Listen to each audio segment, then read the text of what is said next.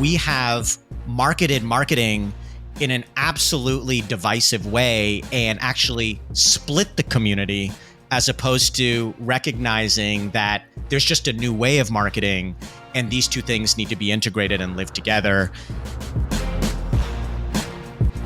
Welcome to Building Better CMOs, a podcast about how marketers can get stronger and smarter. I am Greg Stuart, the CEO of the nonprofit trade association MMA Global. And that voice you heard at the top is Vineet Mehra, the Chief Marketing Officer of the financial technology firm Chime. He's been in that role for a year and a half and previously worked at a range of companies including Good Eggs, Ancestry.com, Johnson & Johnson, Walgreens, and Novartis. Vineet is also on the global board of directors here at the MMA. Today on Building Better CMOs, Vineet and I are going to talk a lot about brand as performance, or is it brand versus performance, or is it storytelling performance? He and I have a lot of views. MMA's got a lot of research. We'll let you decide which way it is. Now, this podcast is all about the challenges marketers face and unlocking the true power that marketing can have. Vineet Mehra from Chime is going to tell us how to do that right after this.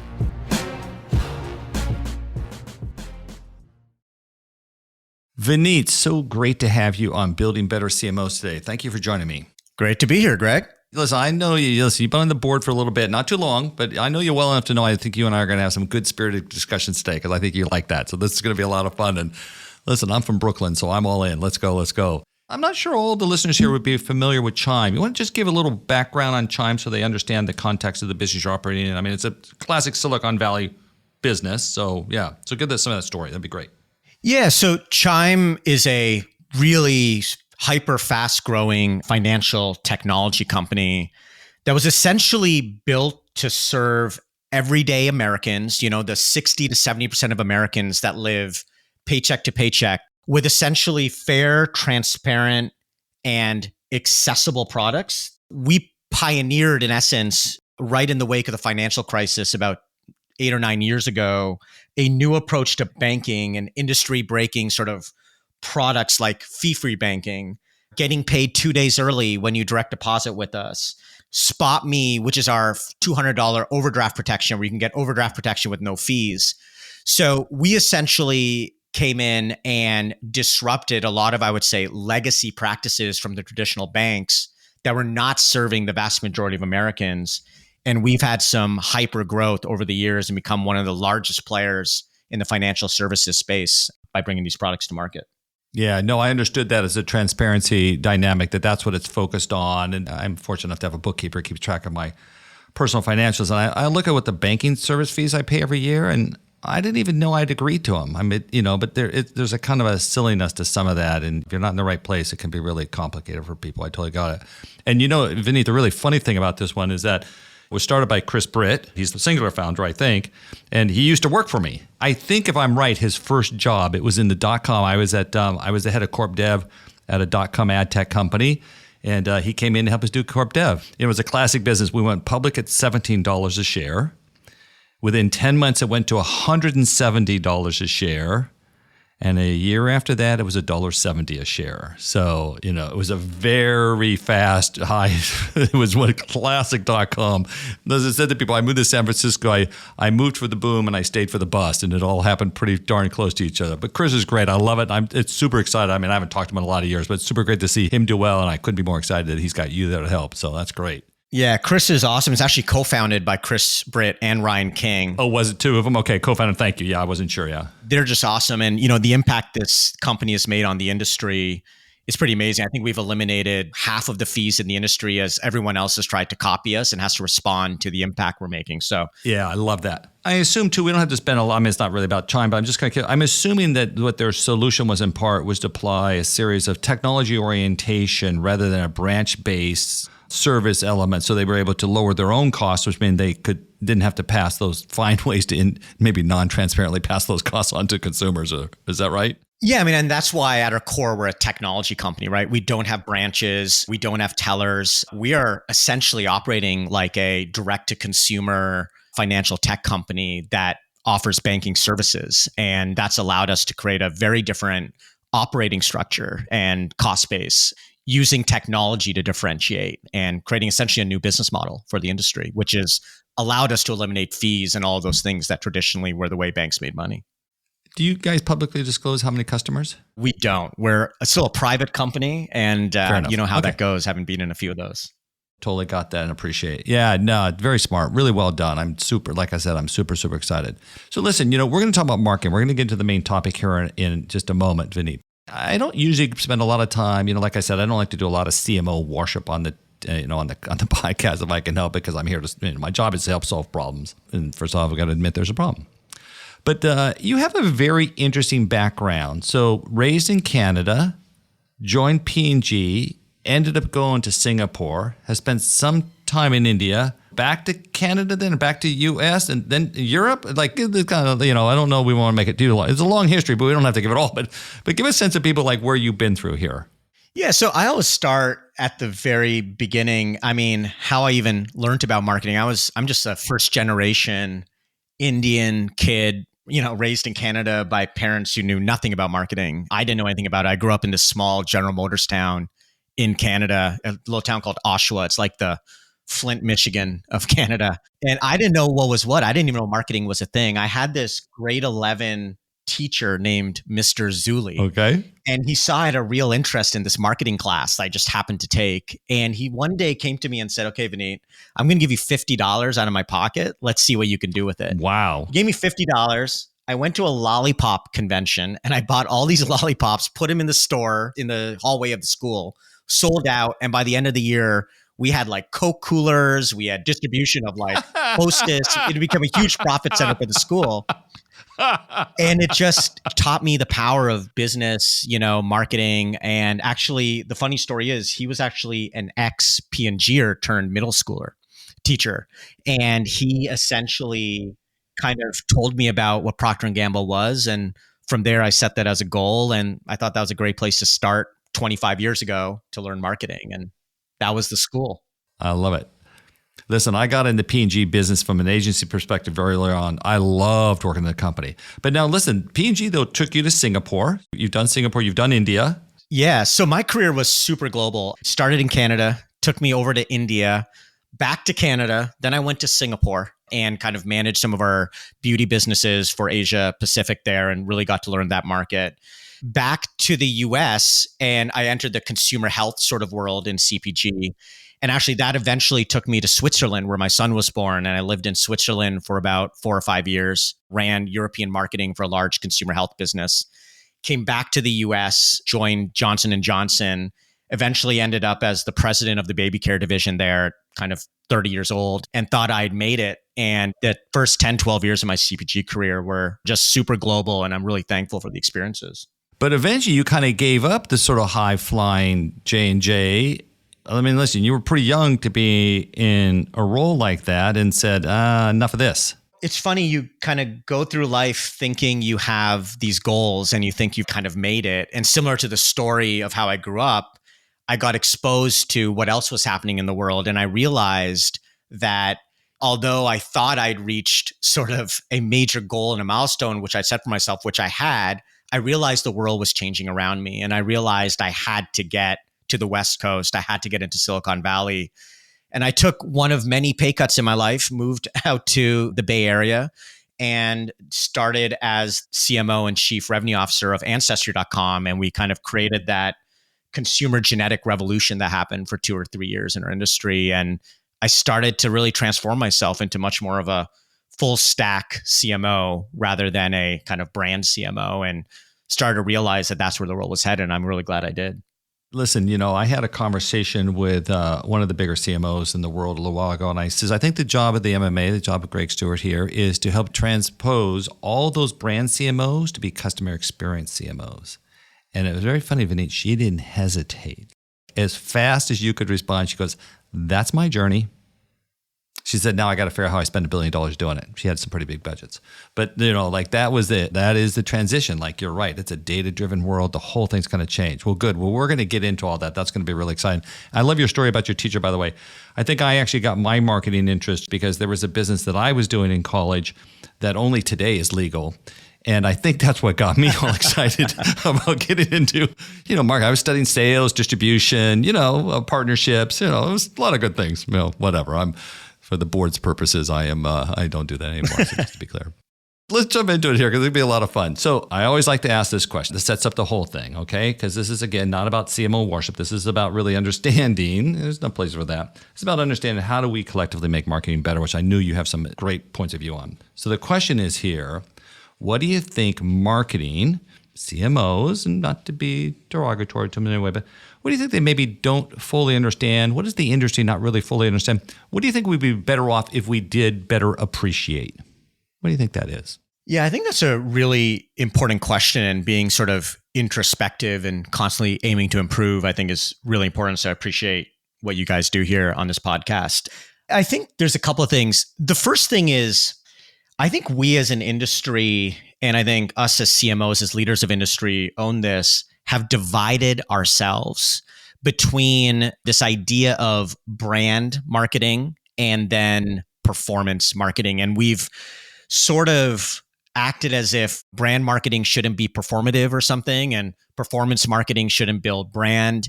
And we have this sort of East Coast, West Coast dynamic going on in our industry. I kind of refer to it as a Tupac Biggie sort of dynamic.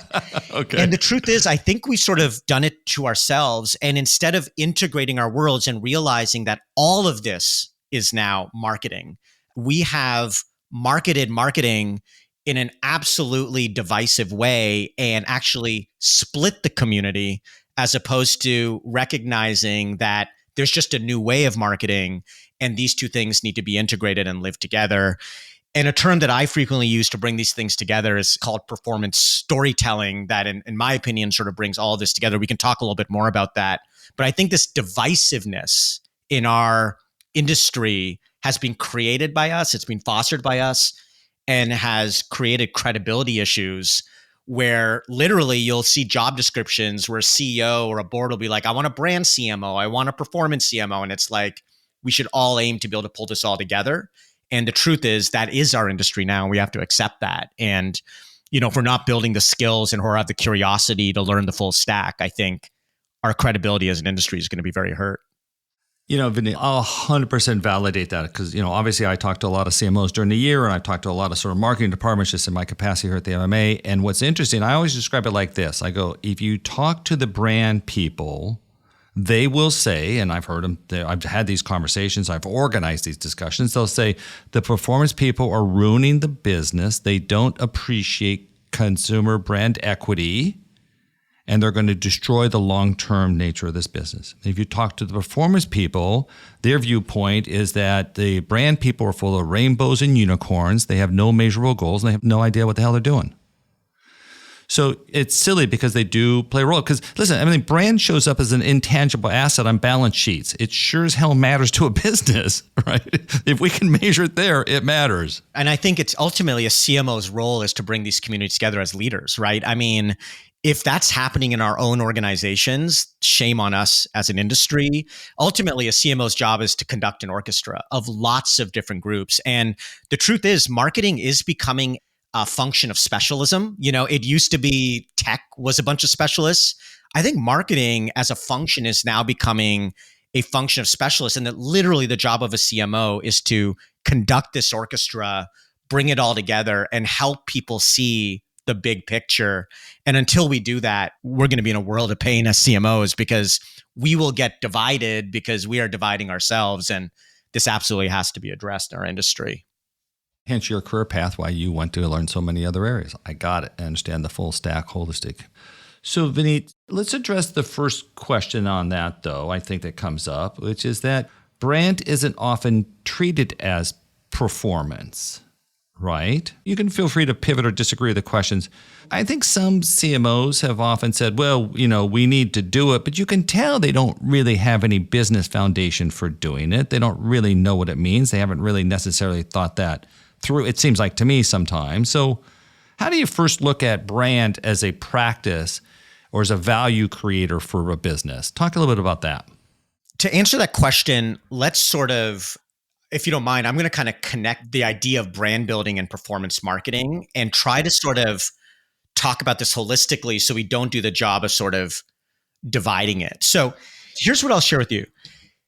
It is factual that 8 out of the top 10 Fortune 500 companies were actually founded before the internet and digital marketing and performance marketing was created. They have built their brands with decades of advertising. So something is right about brand, right? And this is the first decade of my CPG career where you're not direct to consumer, but there's something in between yourself and sort of the consumer being able to access you. And I worked on P&G business for years, so I'm totally in alignment that the power that they were able to develop in the marketing they did absolutely worked. 100%.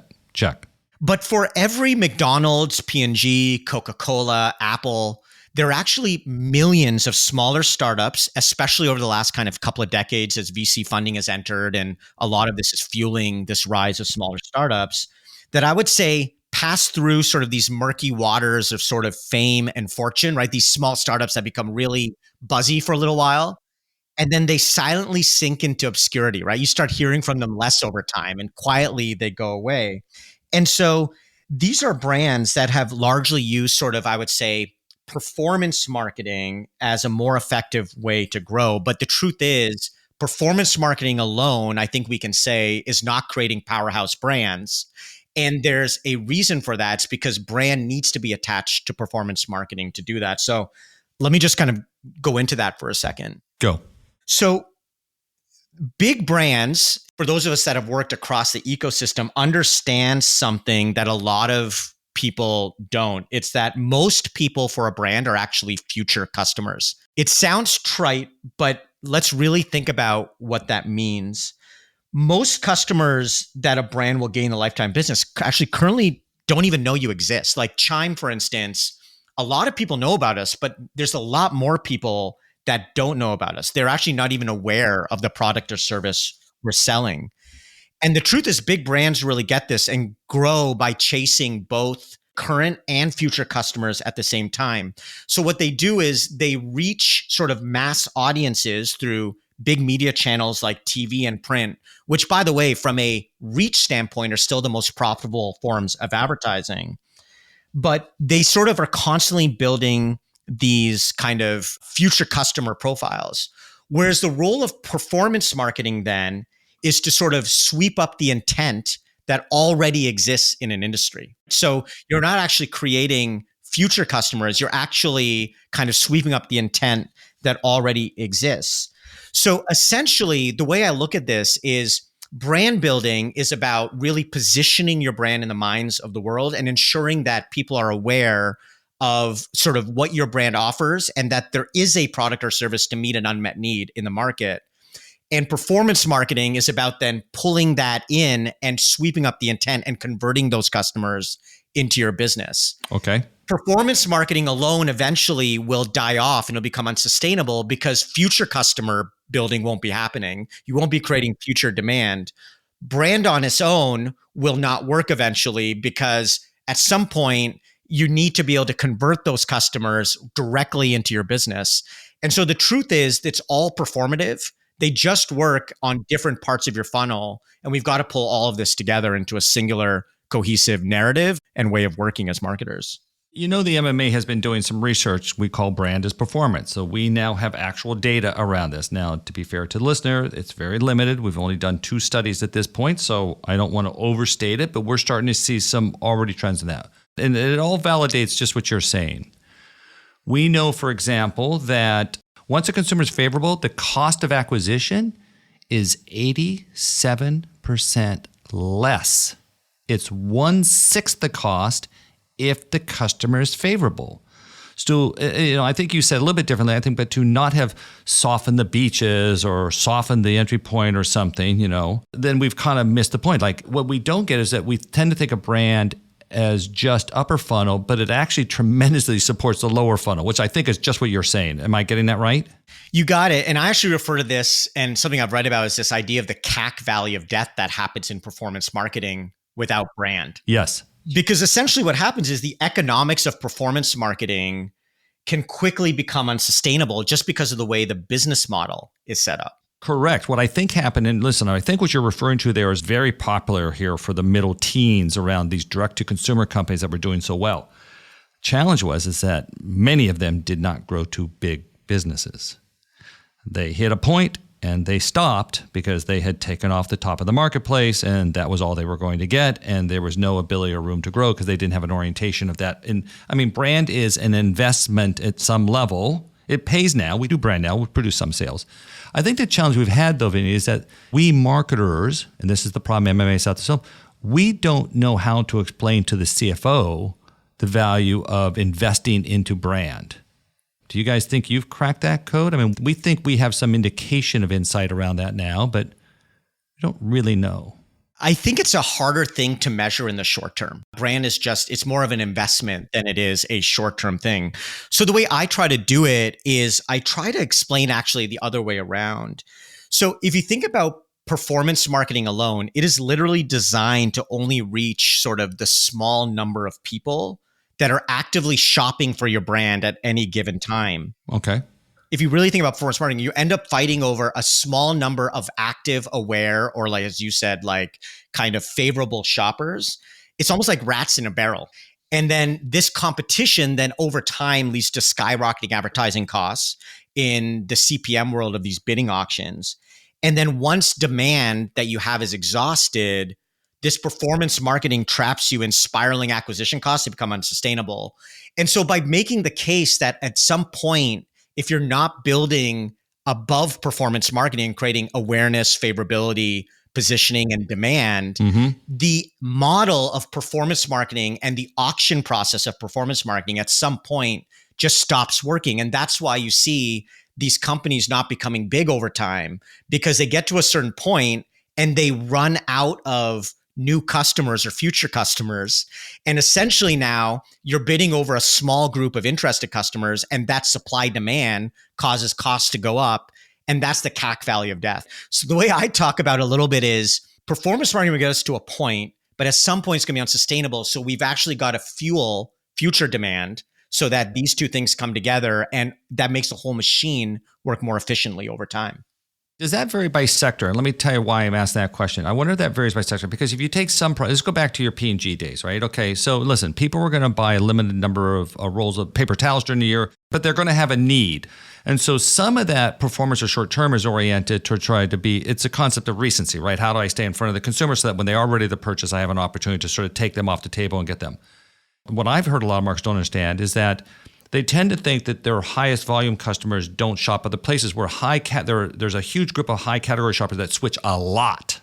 And so to continue to be in the market, to be in front of them, if you can just incrementally get one more purchase, it's a good deal to have. So I think performance can work in that regard. I think what you're saying, if I'm hearing you right, is that you're saying is like people don't buy Chime again and again and again, per se, you buy once. You're trying to constantly sort of seed that market so that when they are ready to make a change of decision, that you have an opportunity to make that one decision they may make over a couple of years. Is that the way to look at it? Ancestry.com may have been the same thing, I wonder too. I don't know. I have to think about that. But I think it works for both. I mean, if you think about it, the metric on brand that I look at the most is frankly unaided awareness. And that's a lot of what CPG does, right? It's top of mind awareness. So when you're in the category, and like you said, in CPG, the frequency is much higher. So top of mind awareness and constantly being right there when you think of a category is very, very important. But I think that's important for all categories, because even though in banking services, you may not be switching constantly, you're always on the lookout for wanting to find a better solution for your financial progress and well-being. And so you want to be there top of mind in an unaided sort of way, right? Those aided awareness is a strange metric because you're helping the consumer out a lot. But that unaided sort of top of mind awareness is very critical so that when that person is ready, they know who you are. And then when they go in lower in the funnel with higher intent, you're ready to sweep them up because you've got a great direct response or performance marketing engine. So I think my point is it's actually the best marketers and the brands and businesses that are going to get big over time are going to know how to do both really well, are going to be world-class on both ends of that spectrum. And I think that's how we've got to talk about this more and more. I think brand is performative. I think direct response is performative. It's all performative, just doing different jobs for us. Brand is performance over time. And by the way, Vineet, I'll actually give you the data. I'm not sure if you've been in the meetings where we've talked about this so far, but we actually now know, and by the way, just so you know, this was for Ally, so pretty relevant. $100 earned today is worth $140 additional over time. We never knew that. Nobody in marketing had built the methodology to assess that and figure it out. MMA did. I spent a year doing it with a bunch of experts and the members to figure out. And what we're doing is we're basically doing 2 MTA studies, one now, one 9, 12 months out. And we're doing longitudinal. We're like tracking exactly the same people so we can watch their degradation in brand, because, you know, the part of the challenge of brand is that I don't remember the data exactly from the study. I think brand degrades, it's 20 or 30% degrades every half year or something like that. Like, you really lose a lot. People don't keep it. You know, I'm sure some people do, but not everybody does. So that you got to constantly refresh. That's why you can be back in the market with brand all the time. But we do know that just pure brand advertising over time does pay. And I don't think we've ever been able to explain to the CFO that's the real value of this. Yeah. And I did see that study, and I give you guys a ton of credit for the work you've done. And the more we continue to find those insights, the more we continue to do these analytics, the better off we'll be, going back to your original question of what do I think are the challenges in our industry? And we have to stop talking about these things as separate. I think sometimes we focus too much on the time horizon, and that's fine. I think there is a time horizon element, but the truth is, over a 5-year point of view, these two things have to be orchestrated together. Otherwise, we're going to end up with a lot of what we've seen over the last 10 years, companies that sort of performance marketed their way up to a size and then kind of shrunk into obscurity. Then you're stuck. Yeah. And you're stuck because you forgot about the building new customer part of it. And intent only comes when they know about you. And when you're out of that fuel, your company stops growing, and pulling that together is going to be key for our industry. Well, we also get into the scourge of our business when we start measuring things on the last click attribution. I love it. A friend of mine gives this example. He says, if you walk into a bar with an intention to buy a beer, and you go up to the bartender, and the bartender says, hey, do you want a beer? Does she or he get credit for the sale? Right. Like, what? Come on. That's not the way the world works. I had intention to go buy a beer. Like, you know, but that doesn't show up in the systems. Hey, by the way, I was actually slacking in the background here just to make sure I have my facts right. We've only modeled the degradation of brand. We believe you lose about 1/3 of your favorables. You know, those have been converted to believe in the brand. And I don't have the insight here to know if it's aided or unaided, by the way, in which we're sort of assessing that. But you lose about 1/3 over a year period. Got it. Yep. So, you know, that's a big leaky bucket. You know, I will say too, Vinny, just interesting enough, we've actually found too, the other thing we found from the study is that this is modeled behavior. I don't have this for fact. The other stuff is for fact. But what we believe is that if you were to, over a 2-year period, if you run pure brand, sales would be 40% higher over the 2-year period than if you run pure performance.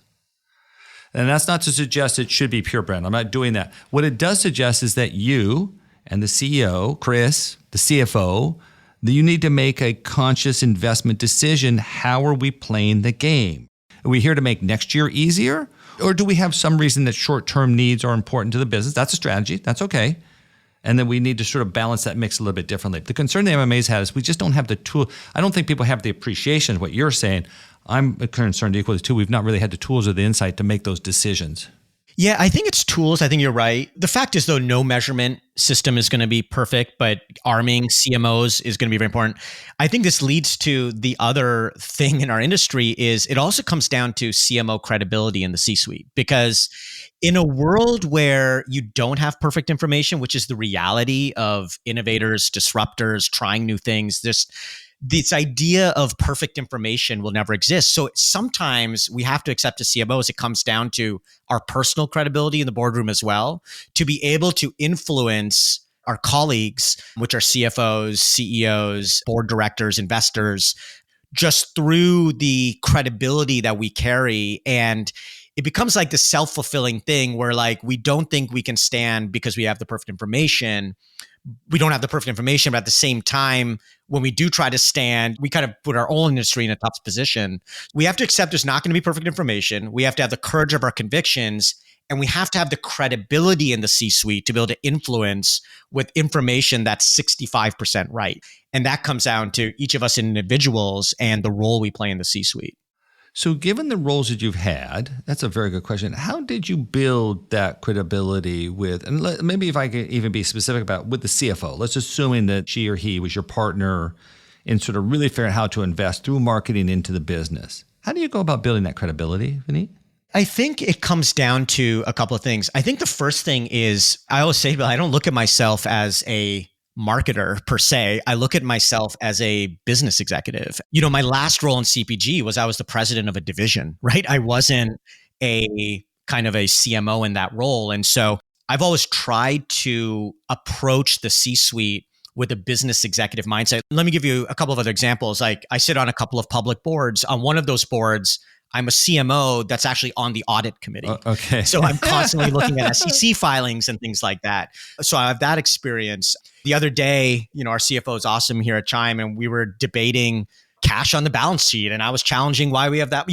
It's sort of like, you're equipped to have that conversation, what you're saying. I love that. And you have to be able to me, the best C-suite executives do not see themselves as the functional head. They see themselves as a C-suite executive, a business leader.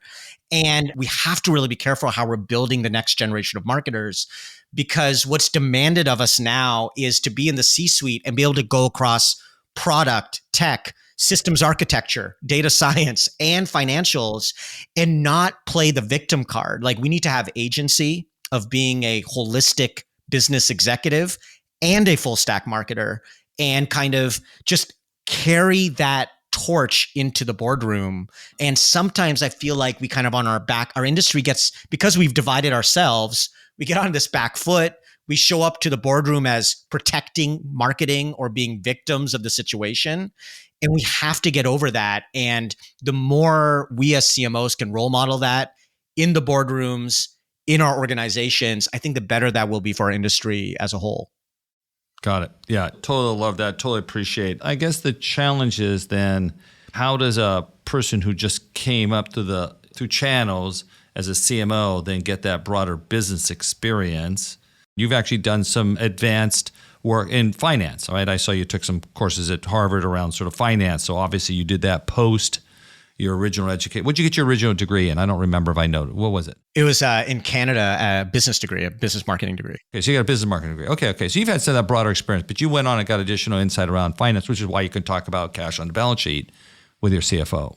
Yeah, it comes down to, I actually think this kind of leads to, you're asking how do you develop this? It comes down to, actually, I think marketing in the way it is today is one of the best places to develop a really broad skill set by the time you get to the CMO. Let me sort of explain that for a second. So if you think about the specialist roles in marketing now, you've got MarTech people who are literally like basically marketing system architects.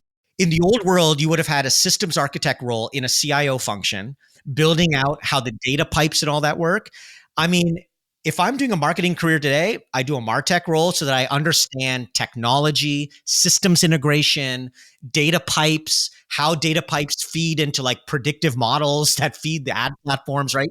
What a brilliant experience. So in a MarTech role, you're getting this like tech sort of infrastructure experience. Then you can take another role in like performance marketing, which if you're really honest about it, it's almost like day trading. It's the ultimate financial role, because all you're thinking about every day is every dollar I'm spending and the marginal return on that dollar better than the last one. If you think about it, that used to be the job of a finance team in the CPG days, right? So now get sort of a return on investment, sort of marginal return set of experiences in a performance role. You go to a brand role and you start to learn the power of corporate reputation, brand positioning, all of these other things that are a bit more strategic and longer term. Or you go to something like product marketing, which is getting more and more important in the technology world. And now you're attached to the product teams, developing the product roadmaps, understanding the insights to create products that have network effects and virality on themselves. So I've just described to you only 4 of the roles that are making up modern marketing orgs. If you can think about your career as a chess match rather than checkers, and you sort of build your way through your career in what I call a jungle gym approach versus a ladder approach, I actually think marketing is a great place to equip eventual CMOs with all the tools they need to do that if we play our cards properly. And this is why I'm very optimistic about the future of marketing, if we can crack the code on building these future marketers with sort of multivariant sort of skill sets. And I think that's really important for us. Let's take a quick break. We'll be back right after this with Vineet Mehra. This is Building Better CMOs. Let's get back to my conversation with Vineet Mehra, the CMO of Chime. So Vineet, let's talk a little bit about that sort of idea about, what it means to get to the C-suite and then continue to be there and be effective. So I think what I hear you saying, which I find very interesting, which is you're really saying like, hey, everybody, go build as many competencies, as many capabilities as you can in as many places as possible. Is that where you went? Did I say that differently than what you mean? Yeah, I think that's right. I think it's largely what I say is chase experiences, not titles. Yeah. Build your career like a jungle gym, not a ladder. Yep. And I say that because if you're playing the long game, you're going to be a much better C-suite executive Agreed. by drawing on experiences than chasing the speed. Oh my God, I agree. That's essentially the ball game. And marketing is one of the best functions, in my opinion, in a company to build that skill set. Like, tell me another function where you can go as wide as I just described earlier. You can't. And that's why I'm very optimistic about being a marketer. We tend to curtail the CTO a little bit from those kinds of things. Some break out, but not always. Exactly. That's actually very smart. I think you're right. So yes, build as many competencies in as many places you can and in many ways possible as you can kind of get to. I think what's funny, listen, I'm a little bit older at this point, obviously, in my life. But as I look back, I couldn't have predicted the career path. I couldn't have planned it. But it is absolutely an accumulation of every skill and capability and knowledge I built over time. It really is. And although you can't plan for the changes that are going to come, what you can do is prepare. Because the only thing that's constant is all this is going to change. I know that even today. So how do you prepare? You have as many things to draw on as possible. And by the time you get to the top roles, you're now a much more dangerous executive than if you had only one pathway to the top. But also too, Vineet, didn't you also, this is a good conversation here, you had a bit of a cheat code, if I can say, and I mean that respectfully, but the cheat code was you got into tech. Listen, I've often said 2 of my kids have been graduating college this last year. One's employed, so we feel very successful so far. We're waiting for the other one. But what's interesting is that the cheat code is I go, yeah, it's great to do what you love. It's better if it's in a growth industry. And so tech, digital, mobile, now AI, this is where you can grow really fast and get lots of, that's what happened to me. I was the head of interactive at one of the Y&R agencies. It put me on the front edge of the internet in 1994 when the internet was introduced, and that has decided my career ever since. So I don't know, because you did that, right? You jumped out of J&J, went to Ancestry.com. I mean, as you said, you took a pay cut to go there even. So, you were really determined to get the additional experience. Yeah, that's the thing. I was always chasing experiences, but I would say you need all kinds. I mean, after Ancestry and we sold that business, I went out to Chicago and was the global CMO of Walgreens Boots. That was a $100 billion business. I didn't know how to explain that in my storyline, by the way. I saw that coming. Okay. Yeah, we sold that business and I ran a $100 billion retail business, started as a CMO. My role expanded to the chief customer officer. Got it. And now I ran all the tech platforms, but that was not a hyper growth business. That was a legacy to digital transformation business. Okay. And by the way, I don't recommend running a retail pharmacy business in the middle of COVID. That was an unbelievably questionable, crazy experience. But it transformed, it transformed my skill set. We had to build digital customer experiences to vaccinate America and the UK, at hyper speed. So different experiences are different things, they all give you something. And I think we have to reframe some of this in our industry and say that, again, chase experiences, not titles, chase learning, not pay. And by the time you get to the C-suite, I promise you're going to be a much more effective executive. And I do think we have a CMO crisis in the C-suite a little, where some of the credibility of our industry is under attack. Agreed. And it behooves us to be the most dangerous executive, most well-rounded executive we can be in the C-suite. So we don't find ourselves as defenders of marketing, but as playing offense, not just in marketing, but across the whole business, along with all of our partners, so that we're not the only ones challenged, that we're able to create healthy challenge across the organization. And I think that's really what we should aim to do. There really is a crisis. I mean, listen, I realize that this is just supporting the thesis of the MMA. That's what the MMA is here to do, to help raise the stature and gravitas of all marketers, all CMOs, part of the point of this podcast. But, listen, the Net Promoter Score, I don't know if you saw this, the Net Promoter Score for marketing departments, i.e., would I recommend this marketing department? So it could be the company, it could be marketing, we don't know, okay. But the way the question is, would I recommend this marketing department to a friend or colleague, the classic Net Promoter Score? On average, it's a negative 2%.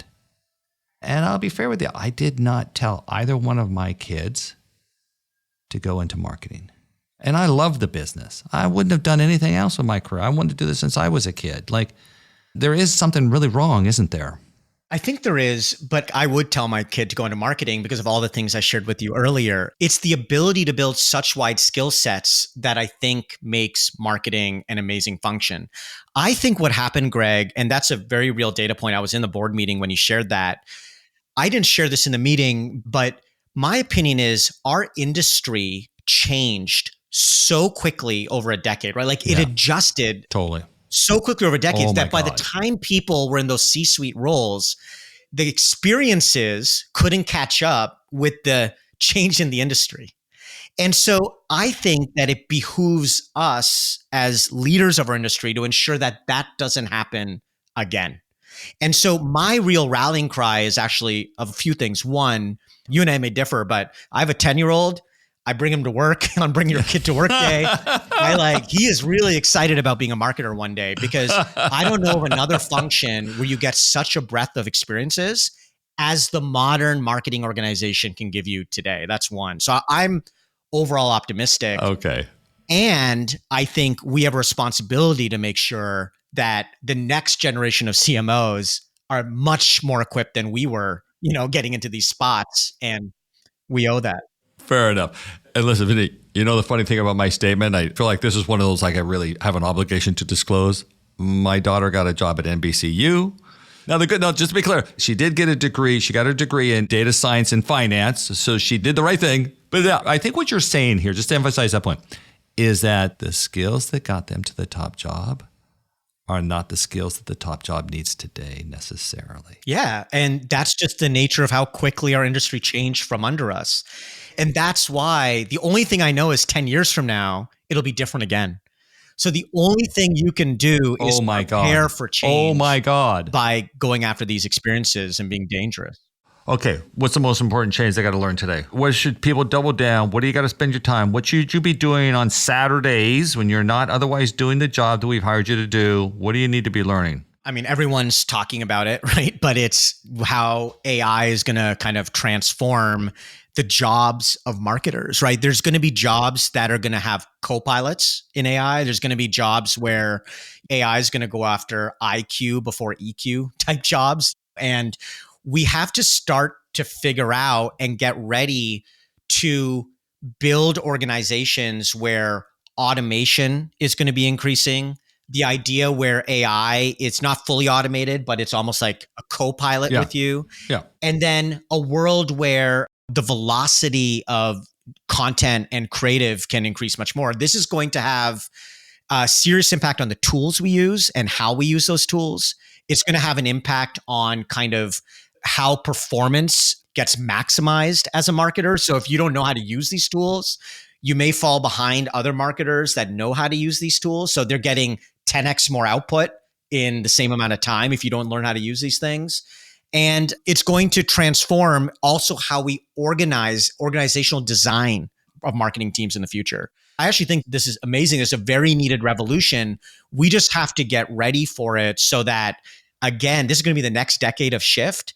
And we're going to have the same conversation a decade from now, maybe look back and say some CMOs were ready, some were not. And so we really have to make sure that we keep that same experience-focused mindset to build our careers to get ready for that. Hey, Vineet, I got a funny question for you. So I'm listening to you here, and I've gotten to know you a little bit. And you and I have talked before back when you were at Walgreens. I remember the advanced orientation you brought to that job. I remember hearing you talk about it. I go, Jesus, this guy really is out there on the edge knowing what he's doing. Okay. I got into internet very early. I jumped into mobile. I'm now all over AI. I'm really good at the new stuff. So I love change. You gotta love change. Let's assume you and I sit out in the bell-shaped curve. We're a few standard deviations out from the norm. What do you do to help your team and your people become better and do that? Do you have a way of sort of providing those opportunities for them? Because not everybody's ready to recognize that, one, they're not ready to change. And two, they might not know where to go or what to do. And, everybody's so inundated with their job today, they don't have time to figure out it. I don't know. How do you help that? Is there a plan around that? I mean, you're a startup, so I want to be careful here that you're doing a lot of extra kind of things with people. That's not usually the nature of a business in your state, but I'm just curious how you think about that. No, I mean, look, we're doing a ton. I mean, we're a startup, but we're a very fast growing, very large startup now in the private world. And we're doing a couple of things. One, we are actively managing people's career paths in a very different way. There used to be a thou shalt not cross sort of thing in marketing career paths, where if you're a performance marketer, you can't get to brand, or if you're a brand marketer, you can't get to life cycle marketing, right? Okay, And these kinds of things. Okay. So we are actively earlier in career trying to break those boundaries. So when we now have career path conversations, we do a lot of succession planning, individual development plan conversations, like I'm sure many of my colleagues do. We are much more intentionally asking people to move around earlier in their career to different things. Got it. So there's a very intentional conversation happening at Chime around that. And we have quite a few examples of people that we've taken from previous thou shalt not cross lines across lines. The key is to do that early in career, because what happens later is you get like a career innovator's dilemma, right? Yeah, it's like, exactly. You're now making so much money in like brand that to take a junior job in performance becomes a very hard thing to do. So we as CMOs have to start this early in people's careers. And then the second thing is, I mean, it's somewhat cheesy things like, we have a marketing book club, which is I kind of share everything I'm reading and we like share that with each other. 2 weeks ago, we had a marketing offsite where we spent an entire afternoon on AI panels, and I brought in the leaders of AI in the industry that I think are leading the way.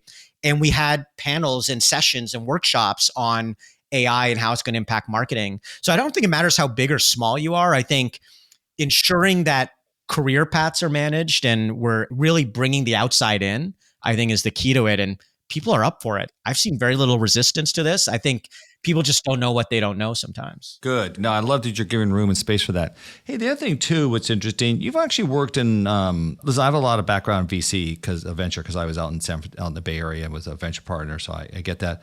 But you've done, PE-backed companies, you've done VC-backed companies, you've done private companies. Is there a different game plan for those businesses? How do you look at those when you're doing them? Any advice you have for people? I have a lot of board members ask me about trying to get into with the PE guys more. So I don't know. I recommend everyone be a big C-suite public executive and a PE VC backed sort of private executive. And the reason is simple. I think in the C-suite public executive, I think that's well understood. You got a lot of skill sets there. I think that's well documented. And, I know you've talked about that a lot. On the private side, whether it's PE or VC backed, a large percentage of your board is made up of investors. And what do investors want more than anything? They want return on that investment. Yes. And so what you learn really, really quickly is how to talk the language of ROAS, how to talk the language of ROI. There's no room. You have X amount of cash between raises.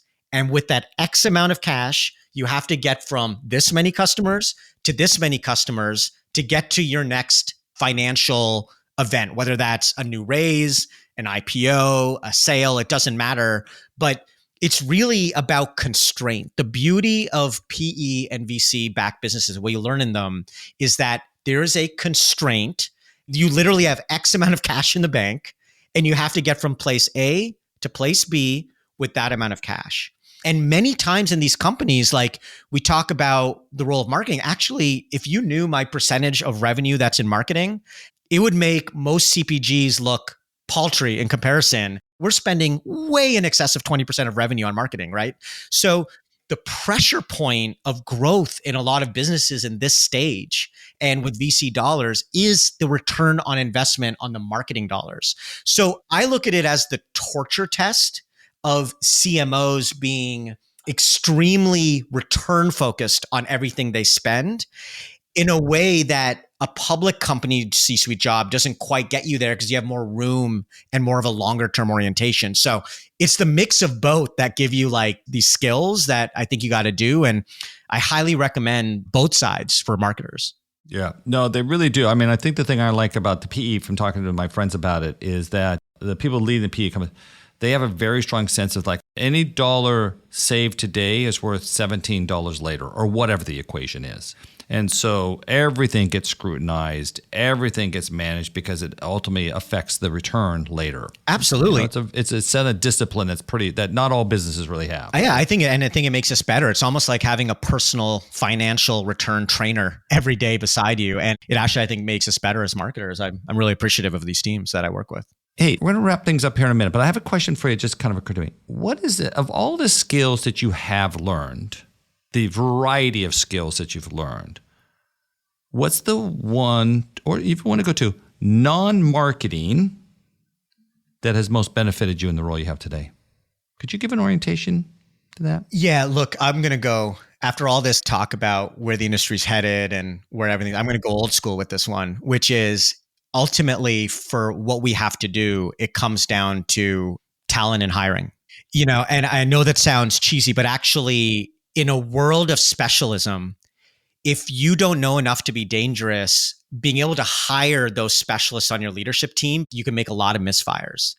And so through mistakes, I think what I've learned is I'm getting better and better. My batting average continues to improve over the years in terms of being able to now hire not just for culture and fit, which I think what we did for a lot of years, to specialist competencies. So if I'm hiring a head of performance, a VP of performance marketing versus a VP of brand versus a VP of product marketing, now specialism is rising to the VP ranks of a CMO's leadership team. Interesting. And I actually think that that's one of the secret sauce. Like, how do you find those people that are specialists that are also outstanding cultural leaders and talent developers? And that's something that I honestly credit any success I've had to the teams that have been around me. And none of us have a perfect batting average, but over time, if you can increase that batting average, that's, I think, at a certain level in a company, the most important thing you do is hire great people. More and more, hiring great people doesn't just mean leadership. It also means people that balance specialism with leadership, and getting that right, I think, is critical. But some of that then is you having, listen, talent is everything. I totally agree.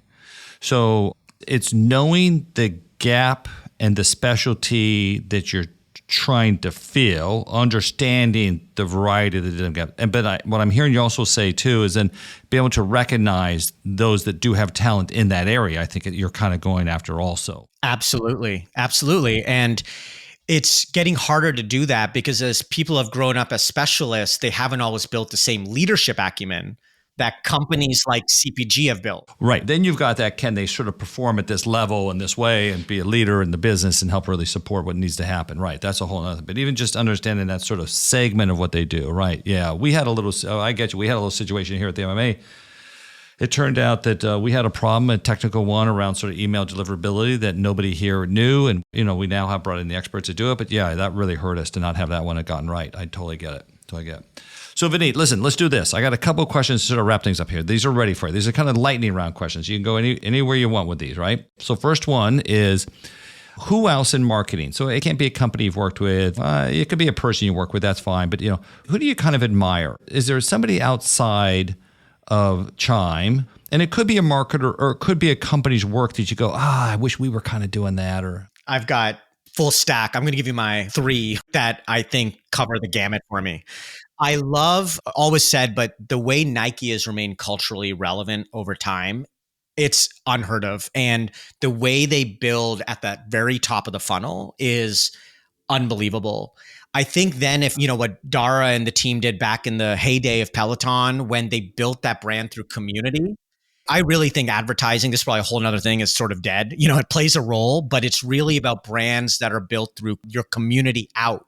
And what she and the team did at Peloton was truly amazing to build a brand through community. So Crazy. That's sort of the brand building part of it. And if I go to the last part of the stack, you look at companies like Booking.com that are, people don't realize, I think they're the first or second largest advertiser in the world.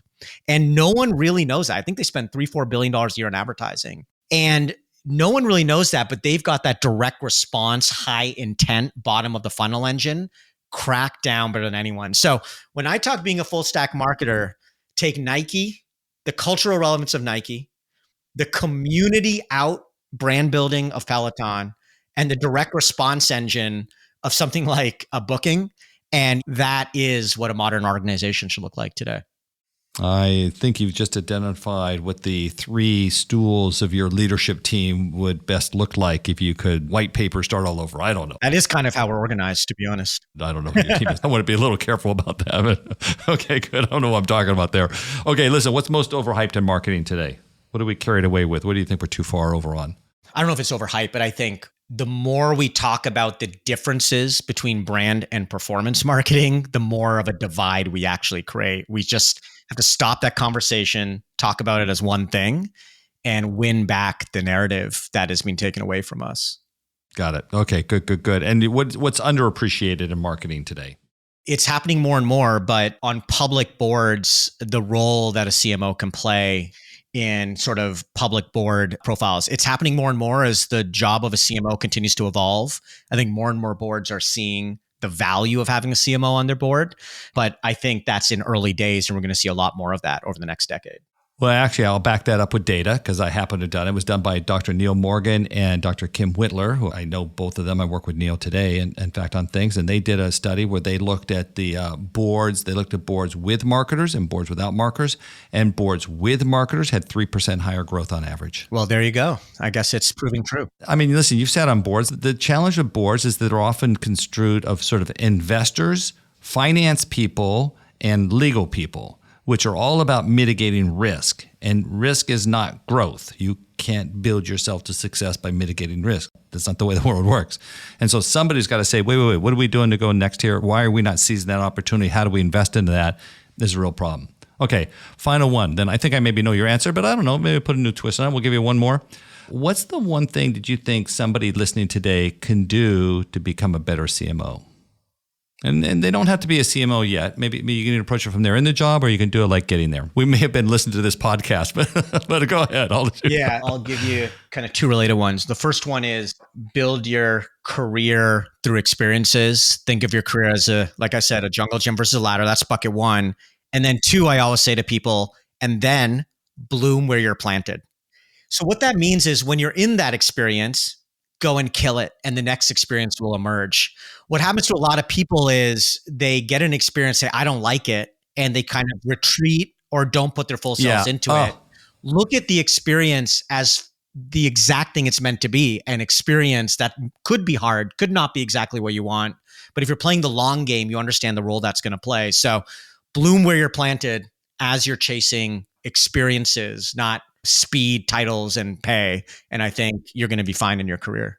Yeah, I would agree. Stop trying to have so much control of it. Just try to do the best damn job you can when you're there in the moment. And listen, if it doesn't work over time, I get it. Maybe you got to make a change. But really, dig in. Let's go, everybody.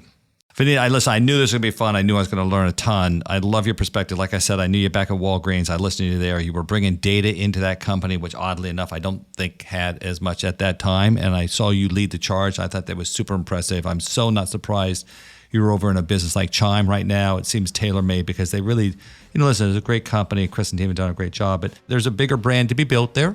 So go do it. And that is, at the end of the day, that is going to be a data-driven customer experience kind of dynamic. So you're the perfect guy for it. So congratulations. Well done. Thank you for doing this today. Thanks, Greg. Great to be with you. Thanks so much again to Vineet Mehra from Chime for coming on Building Better CMOs. Check the description of this episode for links to connect with Vineet. And if you want to know more about MMA's work to unlock the power of marketing, visit MMAglobal.com. Or you can attend any one of our 30 conferences in 15 countries where MMA operates, or really write me, Greg, at MMAglobal.com. Thank you so much for listening. Tap the link in the show notes to leave us a review. And if you're new to the show, please follow or subscribe on Apple, Spotify, Amazon Music, iHeart, or wherever you get your podcasts. You can find links to all those places and more at bettercmos.com. Our producer and podcast consultant is Eric Johnson from lightningpod.fm. Artwork is by Jason Chase, and a very special thanks to LaSarah Smith. This is Greg Stuart. I'll see you again in 2 weeks.